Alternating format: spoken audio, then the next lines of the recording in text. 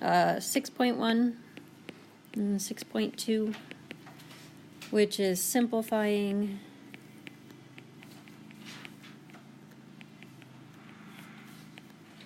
multiplying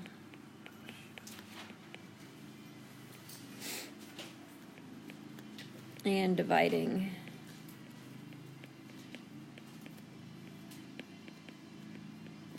rational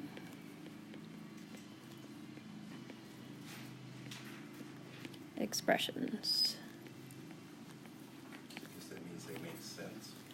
No. Oh. I mean, they do make sense, but the reason they're called rational is because they are ratios.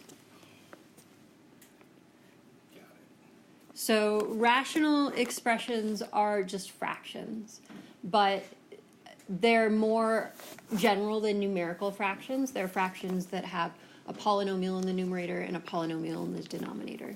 So when we first learned how to do math at the very, very beginning, after we learned how to count, we learned how to add, subtract, multiply, divide with whole numbers, and then we made fractions out of whole numbers, simplified those fractions, and did operations on those fractions. So we follow the same process with polynomials. We learned how to do operations on polynomials. Now we're going to make them into fractions and simplify the same way we did with whole numbers. So remember, we talked a bit about how polynomials are really just whole numbers, right? But in base x instead of base 10. And so all the things that we can do with whole numbers, we can also do with polynomials, and we do them exactly the same way. So let's refresh our memory.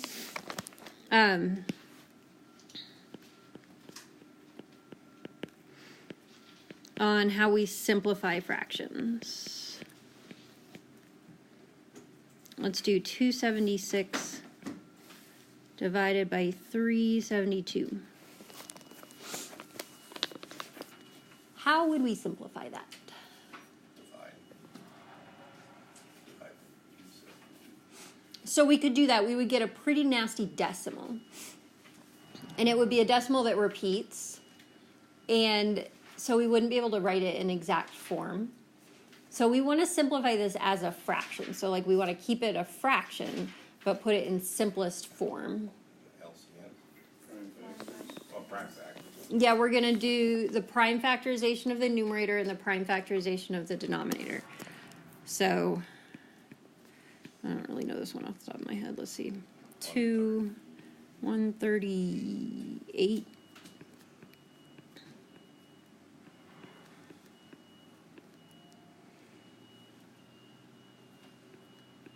Yep. So we have 2 times 2 times 3 times 13 over 372. 36 is 186.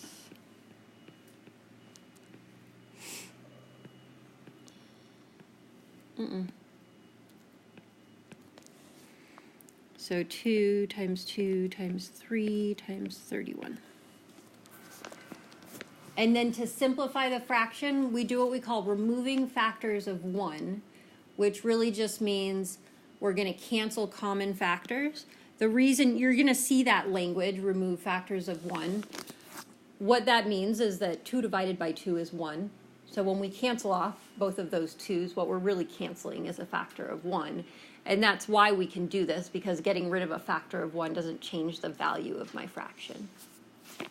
And another factor of 2 and another factor of 2, and we get 13 over 31.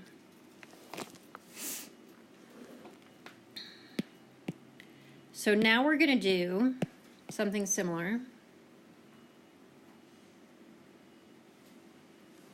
We are going to simplify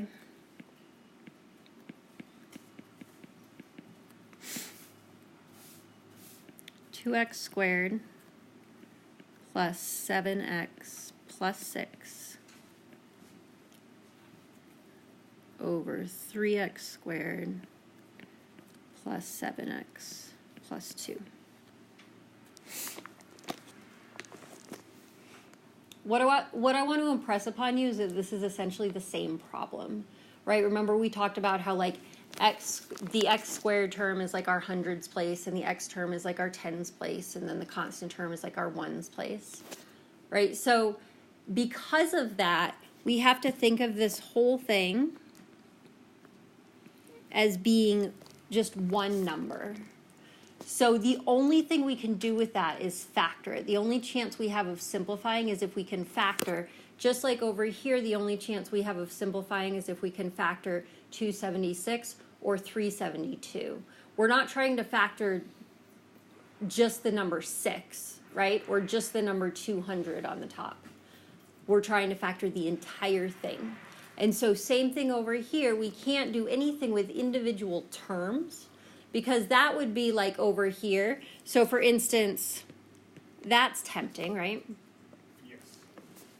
But if I did that, it would be equivalent to me going like that over here, which we see isn't possible, right? We can't just like cancel off 70 because it's not a factor, right? So this is where we come back to that whole idea of whether or not a polynomial is in factored form or not. Remember that it's in factored form if the only thing outside of parentheses is multiplication. And we cannot simplify a fraction unless the numerator and denominator are both in factored form. So let's go ahead and factor the entire numerator and the entire denominator. At this point, when you do your AC method, you can do it like over on like scratch paper or in the margin, so that you don't have like a whole bunch of stuff going on within your problem. It can get pretty messy. So 2x squared plus 7x plus 6. We have 12 and 7.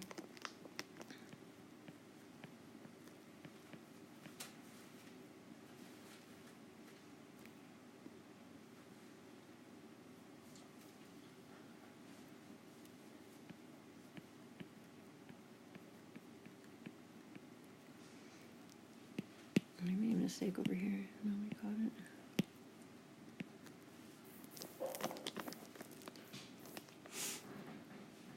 And then the denominator is 3x plus 1 and x plus 2.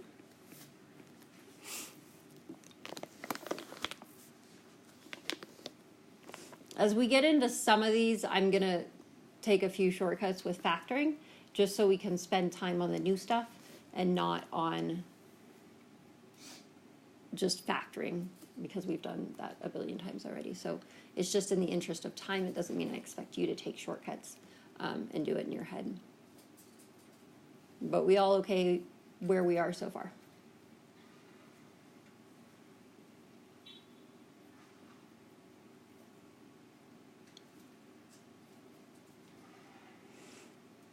So how many factors do I have in the numerator? There's 2 factors. So I have a factor of 2x plus 3 and a factor of x plus 2. How many factors do I have in the denominator?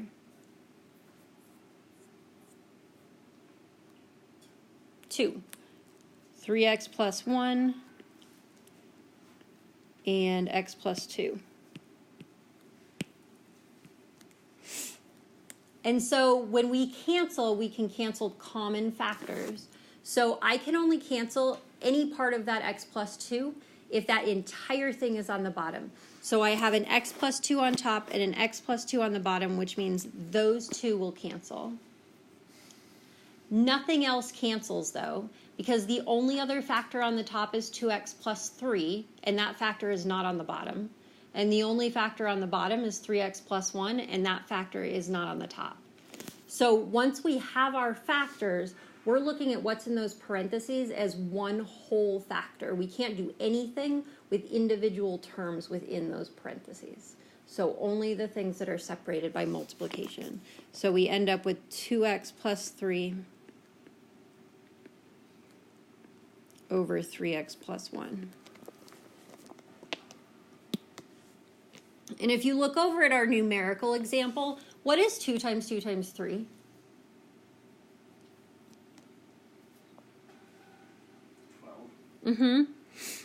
So I could write this instead as 12 times 23 and 12 times 31. And what we did was cancel a factor of 12, right? I'll put some ones in here to make it look more like 12. So notice that we had 276 there, and our coefficients here are 2, 7, and 6. We had 372, our coefficients are 3, 7, and 2, right? And when we factored, we have 23 and 12, just like we did over here. And we have 31 and 12, just like we did over here, and we canceled the factor of 12. So hopefully you're seeing like the correlation between these two. That correlation helps us remember what we can and can't cancel, because the idea here is exactly the same as the idea here. And just like we said, like, that would be silly if we tried to do this. The same is true right here. That's like part of a single number. It's not a factor on its own because of that addition in between. In theory, you could throw an X and a plus in between 2 and 3 and 3 and 1 and get the right answer. Yeah, they're the same problem. So the first thing you always want to do with these problems is put parentheses around anything that has addition or subtraction. So if the numerator has addition or subtraction, you're going to put parentheses around the entire numerator and then work with that entire thing. You never want to work with individual components of the numerator or denominator. That will get you in huge trouble. We can look at another sort of silly numerical example. If I had 3/4, do you guys agree that this is 2 plus 1 over 2 plus 2?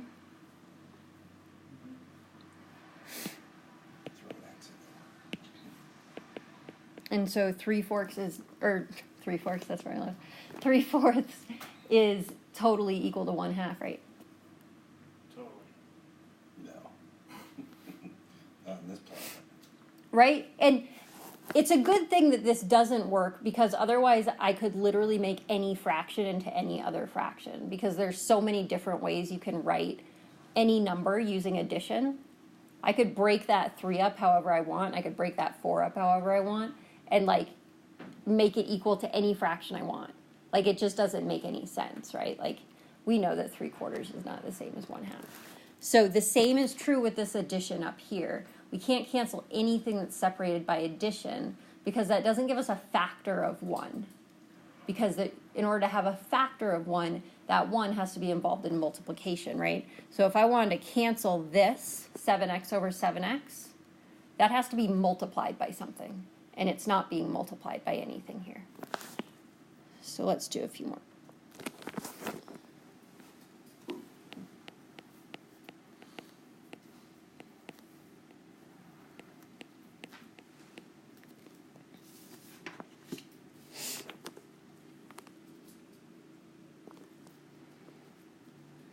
How about 5a plus 15 over 10? So again, we're going to start by noticing that we have addition in the numerator. And so I'm going to put parentheses here. You don't need parentheses in the denominator because there's no addition or subtraction to group, right? It's just a monomial, so it can just stay as it is. So the next step is to factor the numerator and denominator completely. So in the numerator, we have a GCF of 5.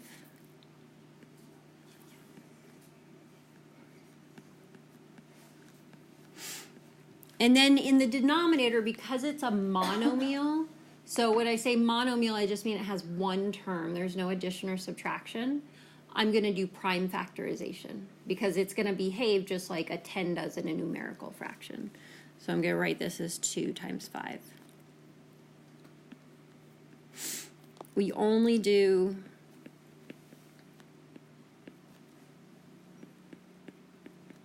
prime factorization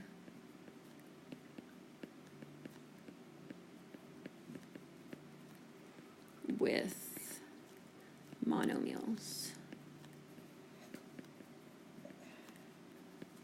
So no addition or subtraction.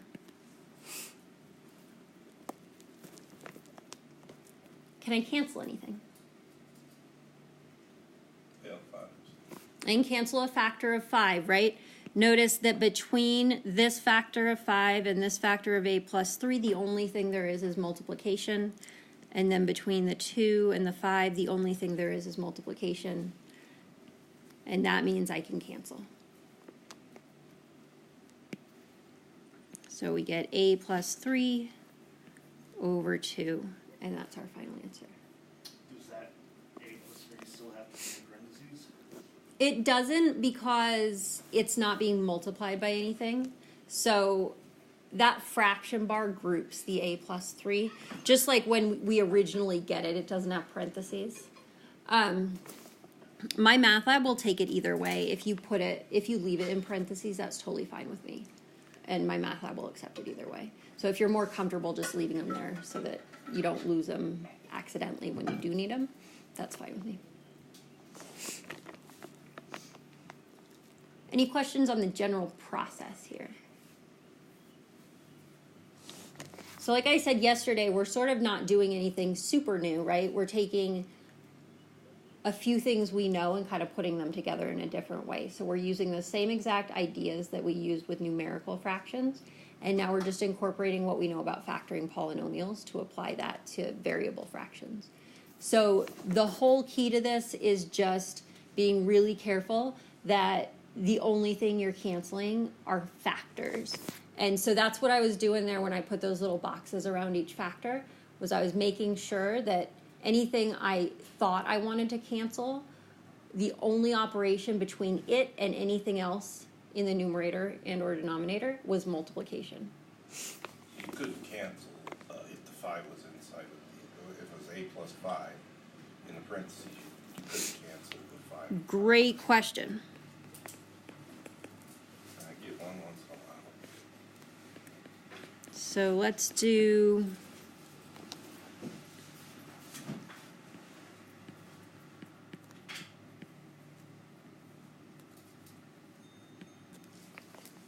that. So again, where I see addition or subtraction, I'm going to put those parentheses. And then I have a GCF of 3 this time in the numerator. So we've got 3 times a plus 5. And then I have a monomial in the denominator, so I'm going to write that as 2 times 5. So now if we look at our factors again, the numerator is 3 times a plus 5. And the denominator is 2 times 5. Does the numerator have a factor of 5? It doesn't, right? The only two things involved in multiplication are 3 and a plus 5. And so even though visually those last two factors on the top and the bottom look really similar because they both have 5s in them, we have to remember a plus 5 is some number plus 5. So it could be 7 or 8 or 9 or whatever, depending on what a is. And so it doesn't necessarily have a factor of 5, so we can't cancel it. And so that's why I sort of like take the time to just identify what my factors are so I don't get tempted to start canceling things that I can't actually cancel. Okay. Let's do... So that's the answer. Mm-hmm. Yeah, this can't be simplified.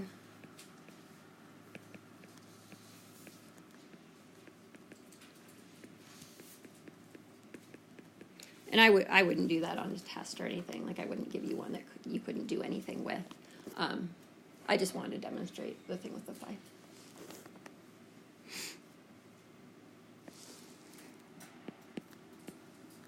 Let's simplify.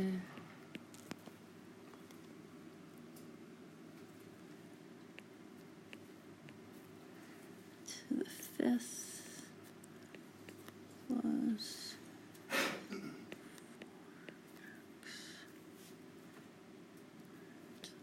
4x over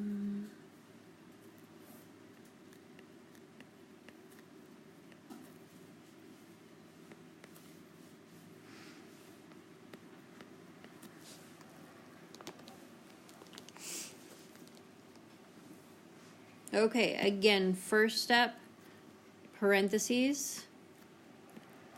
If either the numerator or denominator or both has addition or subtraction, we're going to put the whole thing in parentheses. And then we'll factor. So the numerator has a GCF of 2x to the fourth.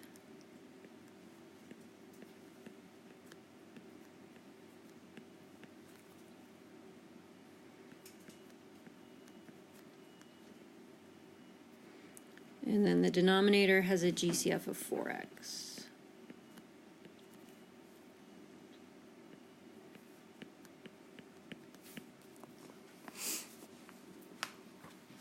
Now, before I continue simplifying, notice that both my numerator and my denominator have a monomial factor.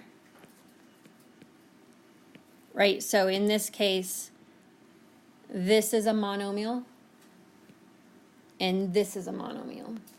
So I'm going to go a little bit further and do that prime factorization so that I can identify common factors if I have them. So this is 2 times x to the fourth times 3x plus 2 over 2 times 2 times x. And again, the only reason we did prime factorization was because those were monomials. We never do prime factorization within a polynomial that has more than one term. If there's addition, subtraction, the only thing we can do is factor the whole polynomial. We can't do individual terms. So what's going to cancel here? 1x, or, yeah, oh, no, sorry, a 2 and an x. So I can cancel a 2, and then remember everything we learned about our exponential expressions. If I have x to the fourth on top and x in the denominator, and so we're going to get x to the third times 3x plus 2 over 2 times 2x plus 1.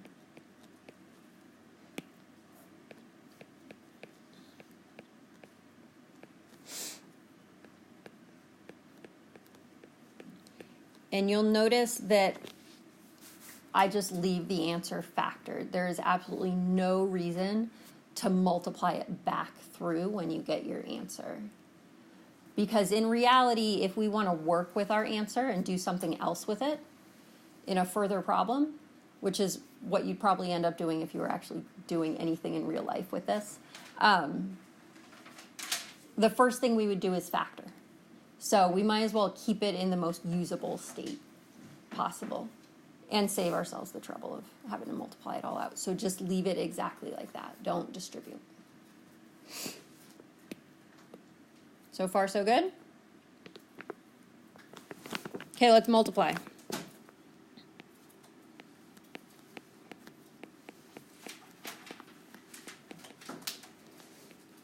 The good news is that multiplying rational expressions is exactly the same as simplifying rational expressions. You just happen to have more factors. So remember that when we multiplied something like 15 over 40 times 16 over 9, we just made one big fraction and factored the 15 and factored the 16 and the 40 and the 9. Just like we did with a single fraction, we just happen to be doing it with 2 numerators and 2 denominators. And then start crossing stuff off. Is that 2/3? So we're going to do the same thing. The maybe annoying part or possibly cool part, depending on the way you look at it, about multiplying rational expressions is that you never actually multiply, ever. You just factor and cancel, and since we're leaving our answers in factored form, you never have to multiply anything at all. Like when we did this, like if we had more than one factor on the top or bottom, we'd like multiply to get a single number. We don't even have to do that with rational expressions. When you multiply rational expressions,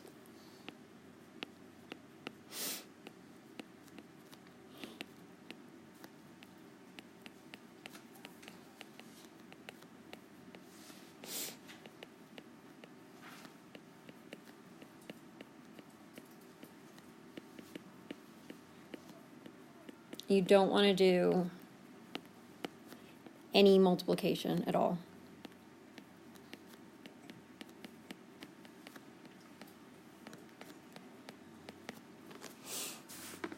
And that's important because when we did this, I mean, I always have a couple students, usually more in 065 than in this class, but a few students that like are just dead set on like they're going to multiply 15 times 16 and multiply 40 times 9 and then factor both of those numbers, right? You know, like get a big huge number on top and a big huge number. Like that's probably how they learned to do it before, and that's just the way they're going to do it. And it ends up working. I mean, some people can deal with those big huge numbers and it works out just fine. The same is not true when we work with rational expressions. If you distribute and multiply out both numerators and both denominators, you will often get a polynomial that is so big we don't have the skills to factor it yet. So you won't be able to break it back down.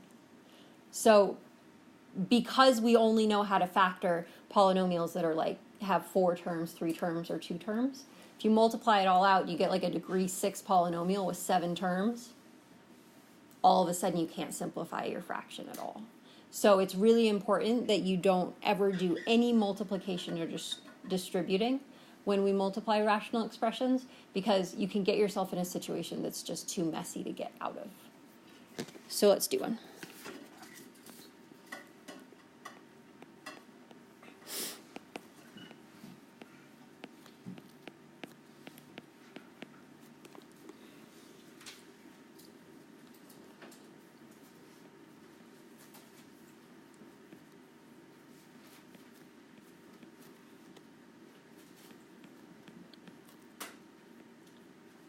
Whoops, the 2, that's an X.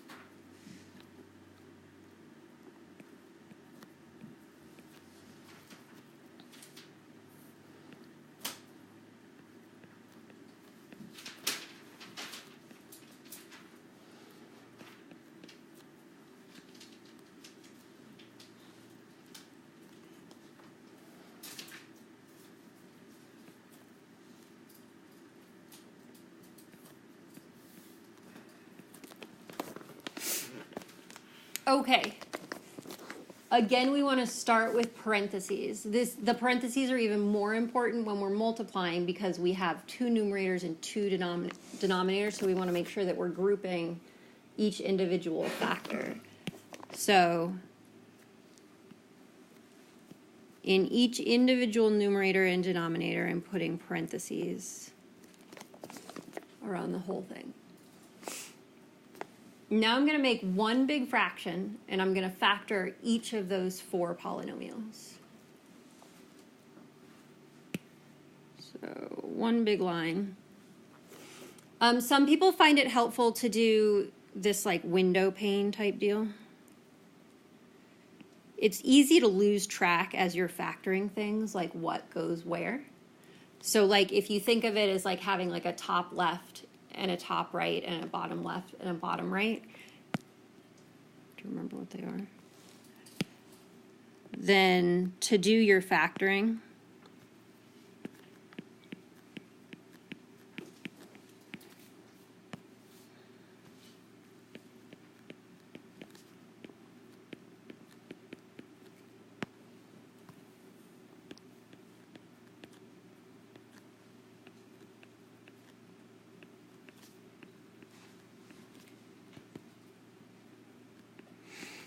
you can just go on a separate sheet of paper or separate part of your paper. And this way we keep it all organized so I know where to put each one back when I put it back into the problem, right? So I remember what goes on the top and what goes on the bottom, because it can be easy to get them kind of mixed up as you do all the factoring and then try to put it all back together. Oh, I forgot an X. There it is. So GCF here is X.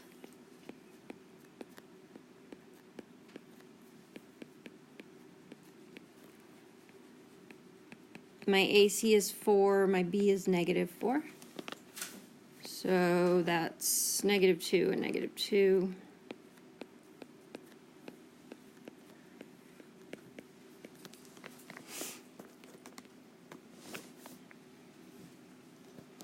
And then on the top right, I don't have a GCF, so we'll jump right to our AC.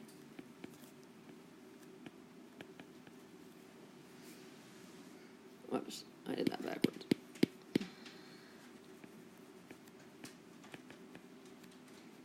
So 2 and 3.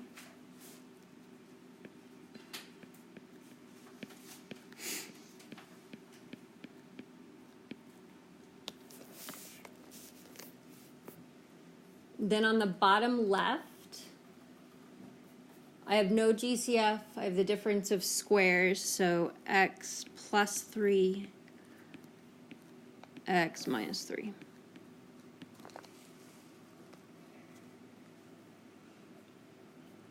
Don't get hung up on the factoring at this point. Like, if it takes you longer to factor than it's taking me to factor, just write down what the factors are. Like, you guys know that you know how to factor. So we just want to focus on how this, like, how we actually use it at this point.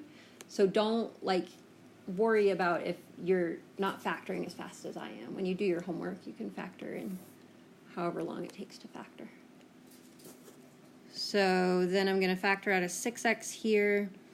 X minus, what, 2?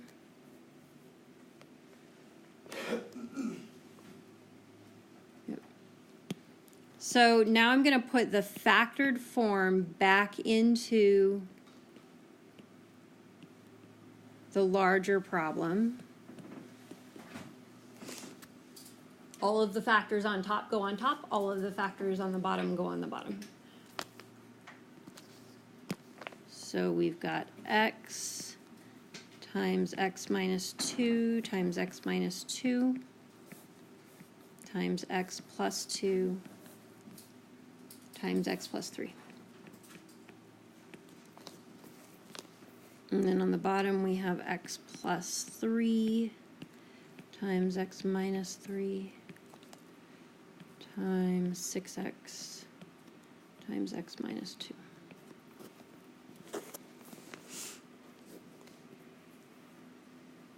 It's worth taking just a minute to pause here to identify like what the actual factors are.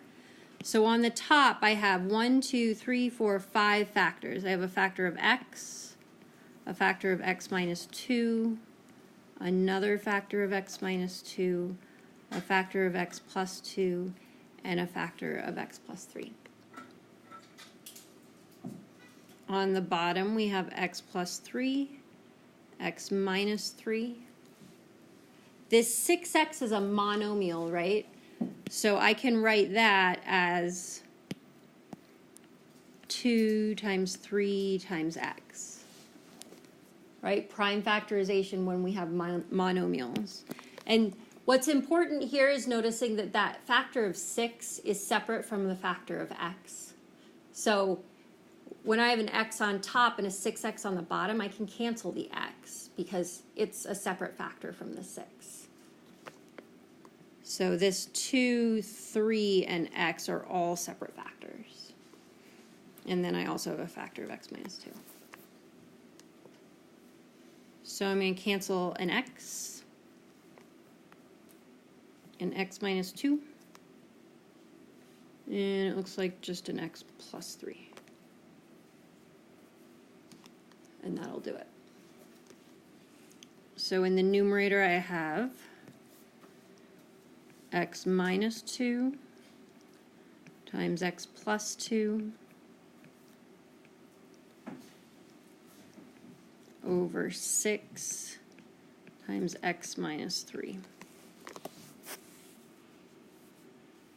And just like we do with numerical fractions, like I multiplied the 2 and the 3 just because they're like prime factors. They're not polynomials, right? They're not.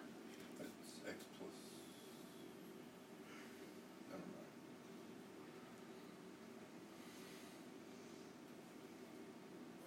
That's a lot of stuff. Yes. So I'm trying to warn you guys as we go that the problems are going to get longer and more complex. This is sort of the chapter where it happens. So a lot in this chapter is really just about like organizing so that you don't lose track of everything that's going on. As far as like what you actually have to do, most of it's just factoring again. You know, like you happen to be factoring like what's on the top and what's on the bottom and then like slashing some stuff out. But that process is exactly the same as it was in the last chapter. But organization is really important on these problems because they get bigger and bigger and bigger as we go through the chapter. Questions on this one? Okay, why don't you guys try this?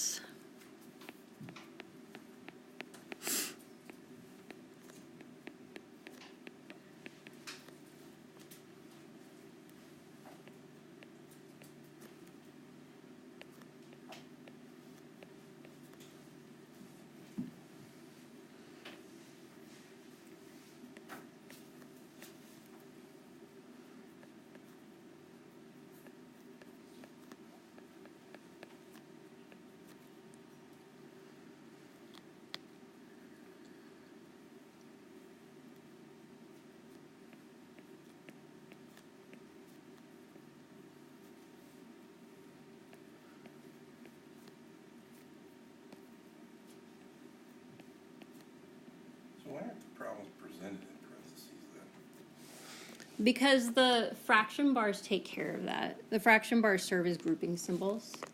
They say this entire thing is grouped. So we're just doing that so we don't lose track of what we're. Yeah, it can be easy to start like trying to like slash and dash Okay. if you don't stop for a second and remind yourself like what the individual factors are. I was thinking it was 3. So this guy factored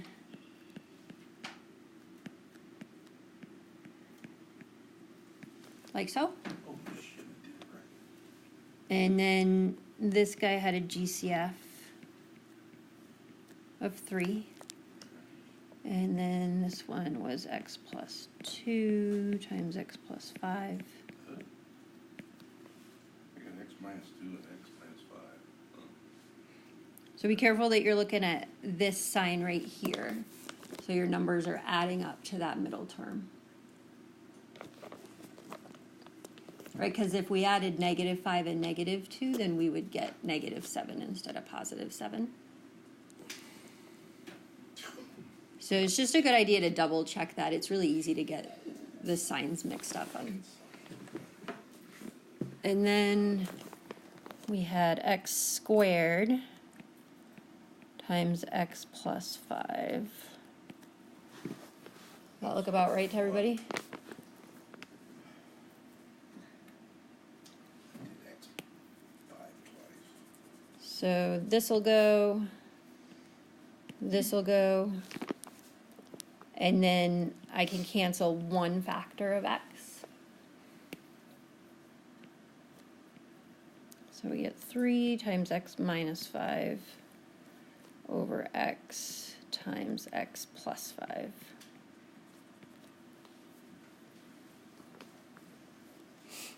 Which reminds me of everybody's favorite question, because it looks really simple. And it is really simple if you remember all the stuff that we've focused on so far.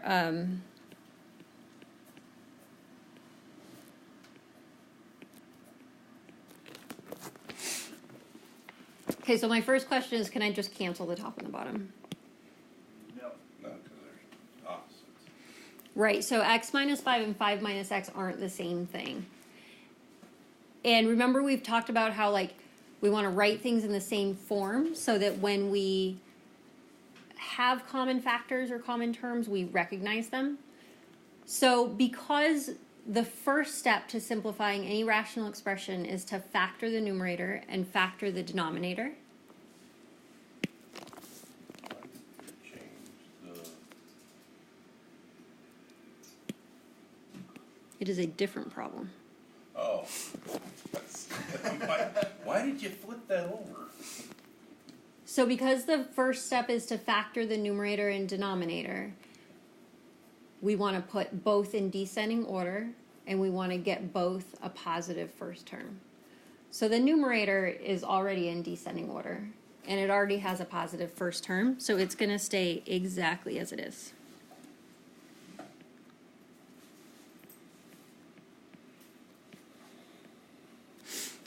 The denominator is 5 minus x, which is not in descending order. So we write it as negative x plus 5. Notice the signs don't change. We're just swapping the terms. But we want that first term to be positive. So we factor out a negative 1, which makes that x minus 5. So we have negative 1 times x minus 5. Can I cancel anything? And minus now 5? we can cancel the x minus 5. And so our answer is 1 over negative 1, which is really just negative 1. Oh, so if anything's like the same flipped, it's going to be a negative or a positive 1. It will not be a positive 1. Never a positive. Don't try to generalize. Put every polynomial in descending order and get every polynomial a positive first term, and then if you have anything you can cancel, it will cancel. And if you don't, it won't. If you try to memorize like every single little special case, then you're going to drive yourself nutty. But if we just use the same process for every one, then we'll see when we end up with something we can cancel. Notice that the same thing cannot be done here. Like there is no way to manipulate x minus 5 and x plus 5 so that I have a common factor. They're both in descending order, and they both have a positive first term. So I know because of that I'm not going to be able to do anything. But more generally, in x minus 5, one term is positive and one is negative. And in x plus 5, both terms are positive. So even if I start like factoring out negative ones, I'm never going to be able to change the fact that one has a positive and a negative and one has two terms with the same sign. So there's no way for these guys to ever be the same.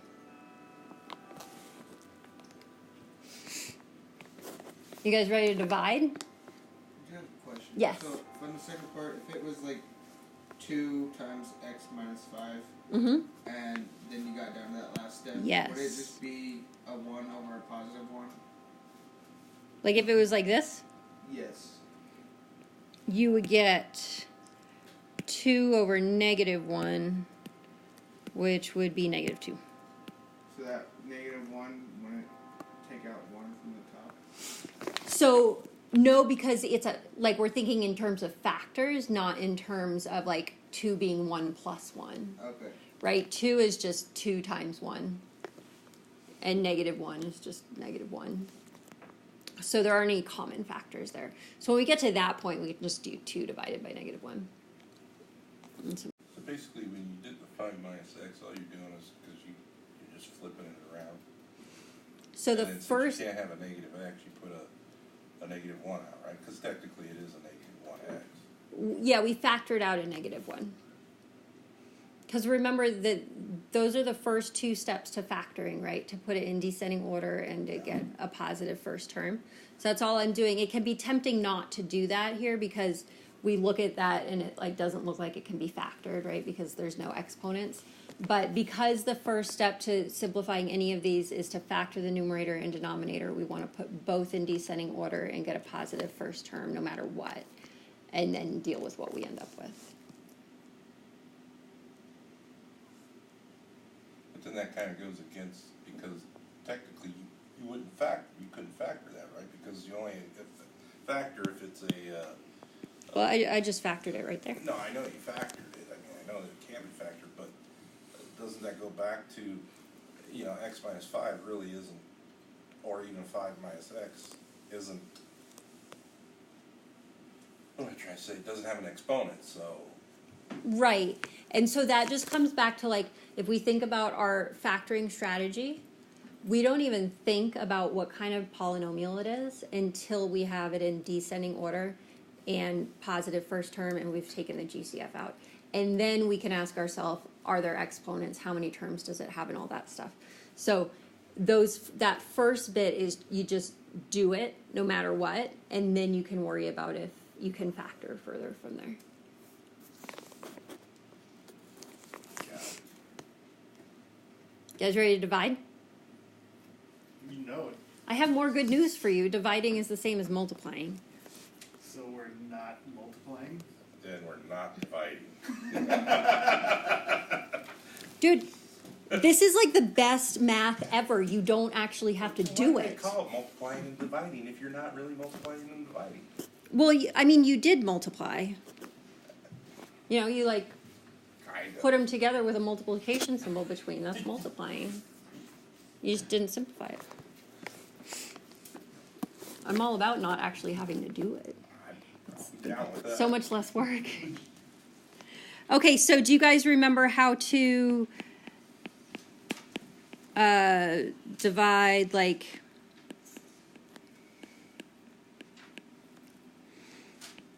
two-thirds divided by, like, I don't know, 6/9? Yeah, you gotta flip. Right, we multiply the first fraction by the reciprocal of the divisor, right? So this is the same as 2/3 times 9/6. And now all of a sudden it's a multiplication problem, which we know how to do. So we're doing exactly the same thing. There's just this one little extra step. So 2 times 3 times 3 over 3 times 2 times 3. Bum, bum, bum, bum. Really? No, I did that wrong. No, I didn't. Oh, that's awesome. It's 1. It's so fun. Oh, because 6/9 is equivalent to 2/3. I divided it by itself. Okay, let's do one with polynomials.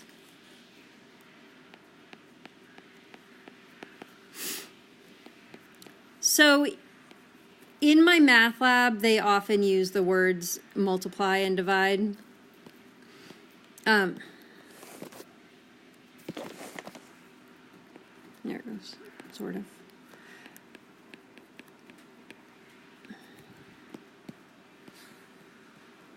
See, that got you all excited. Simp. Now you can't write. It like gets this lag thing. There it goes. Simplify. There we go. I prefer to just say simplify all the way across the board. That way you don't like see that word multiply and get really tempted to multiply. But so I usually just like on the test I write simplify and then give like all the problems.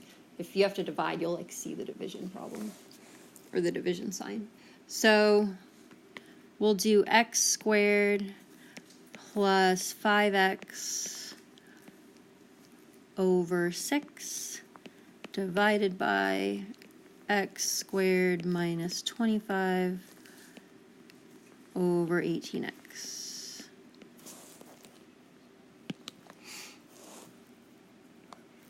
So parentheses.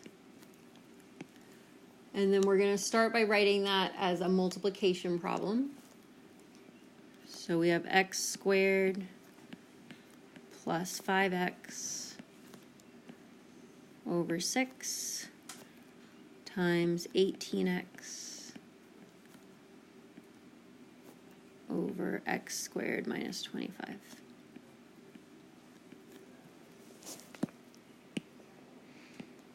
And now we're ready to factor. So x times x plus 5 And then this guy, that 18x is a monomial, right? There's no addition or subtraction, so I'm going to do prime factorization. So 2 times 3 times 3 times x. And then in my denominator, that 6 is a monomial. There's no addition or subtraction, so I'll do prime factorization there. And then x squared minus 25 factors into x plus 5 times x minus 5.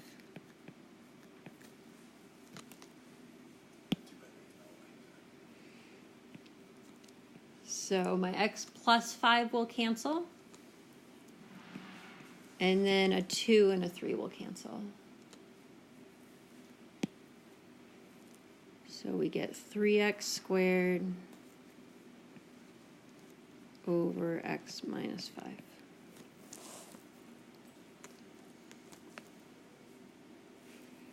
And again, if you want to leave those parentheses, you're definitely welcome to do so.